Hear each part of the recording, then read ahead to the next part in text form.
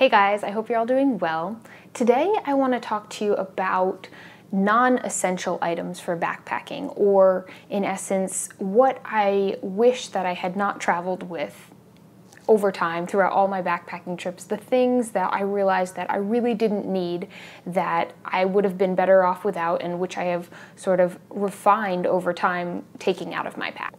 I did another video on what I consider to be the essential items for lightweight backpacking, or that which I've found during my travels have been essential for me, and so I figured I'd talk about the other end of the spectrum today, the things that aren't essential, and for me, again. And these two things I think are really related. It's all about just evaluating what is going to be essential for you on your unique trip or your unique vacation, whatever it is, to really just enjoy yourself and have the sort of experience that you want. The biggest thing I learned when I was traveling, and that I see across the board with backpackers and just any sort of traveler, if you're traveling with a suitcase or whatever, is just bringing too much clothing. People tend to bring a lot of clothing. They think that, okay, I'm going away for 2 weeks or a month or whatever it is, so I need enough clothing to get me through all that time. When in reality, no matter where we are, we tend to wear the same clothes over and over. We wear our favorites. And that becomes especially important to be aware of when you're living out of a tiny pack. Another thing, which is sort of an extension of that, is footwear. I've seen a lot of people travel with just 3, 4, 5, 6 types of footwear, and I used to be one of them, and I really find that, you know, a pair of sandals that stay on your feet well can go pretty far. I've traveled with minimalist running shoes, and those go far too. Look at your trip, look at what you need. Maybe you really do need a pair of heavy-duty boots if you're going someplace cold, or if you're working on a farm, it's going to be muddy. You know, it really depends, but challenge yourself and really check in and see what you're going to need and what you're going to use, and you really want to be wearing something comfortable. I'd also like to say that bulky items in general are great to cut out if at all possible. So things like jackets and blankets and just gear that might take up a lot of room. What I've found is I can really layer clothing and just bring a couple of things. So I have a couple of tank tops, a t-shirt, a long sleeve shirt, and a sweatshirt, and a windbreaker that's also waterproof. And if I put on all my layers, I'm really warm. And then I didn't need to bring one big fall jacket, for example.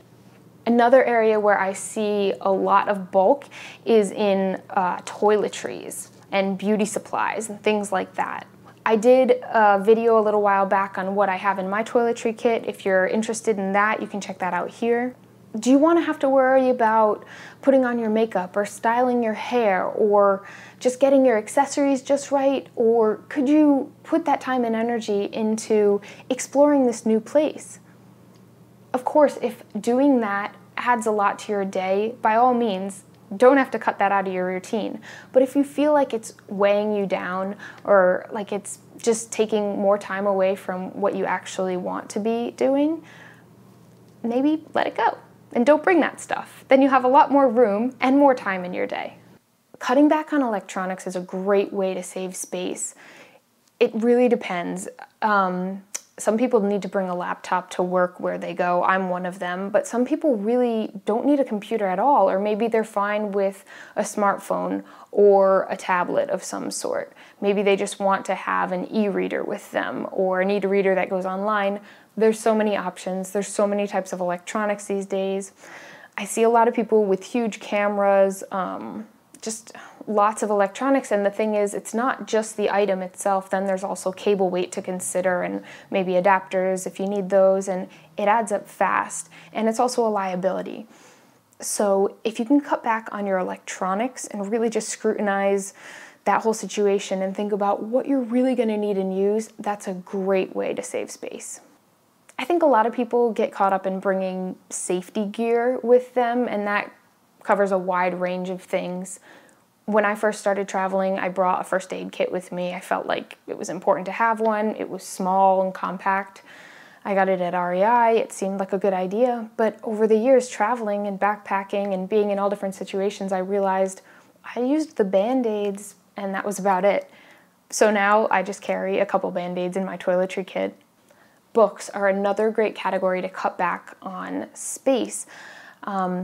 Travel books can be really heavy and cumbersome. A lot of times you can find the same information online, or if you have an e-reader of some sort or your phone, you could download that book as a PDF. You can also just carry a book with you and leave it somewhere for somebody else, exchange with travelers as you go along. Or I know some people even like to cut out certain pages or photocopy them from the books that they're reading. But anyway, you can sort of downsize that giant travel guide. I'm going to throw out some odds and ends here, things that I just never really found useful for me. A money belt was one of them. A water filter. I traveled with both of those things when I first started and really found I didn't need them. I had a lot of writing supplies, like I thought I was going to suddenly start writing to everybody I knew. But you can pick up paper or envelopes or postcards on the go if you really want to send something like that. Two last things that I actually did, I think I included both of them in my essentials video, and at the time I felt like they were pretty useful, but I've just found over time that I don't really need them anymore. I think they're still useful if you're using them, but I wasn't really consistently using them. One of them was my rubber sink stopper, which I used in certain scenarios to clog the drain and wash my clothes. And it's useful. You can even use it to like open jars. It's a pretty handy little thing, but I just found I could get by with other things. And then the other item was the rubber band clothesline, which I really love and I think it's ingenious, but mine broke at one point and I was just kind of challenging myself. I said, I'll see how long I can go without making another one, and then I realized I really didn't need it. There were just always places I could hang my clothes if I had washed them and needed them to dry. And part of those two things, which sort of went together for me, is that a lot of the times I just have a washer and dryer I can use, and even when I'm traveling, there's a place to wash and dry clothes. And if not, in the few scenarios where I needed to wash my clothes in the sink and hang them out to dry, I always found a way to clog the drain, and I always found a place to hang them.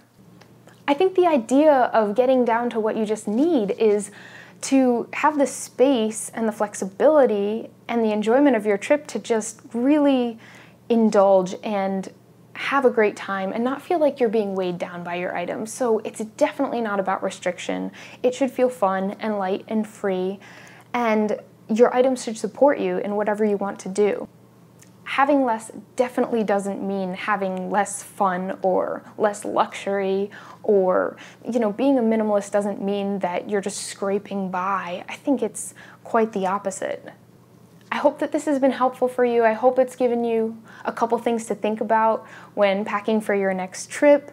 Please, if you have any questions or comments, write them in the comment section below, and it's been great sharing with you guys. I'll see you next time.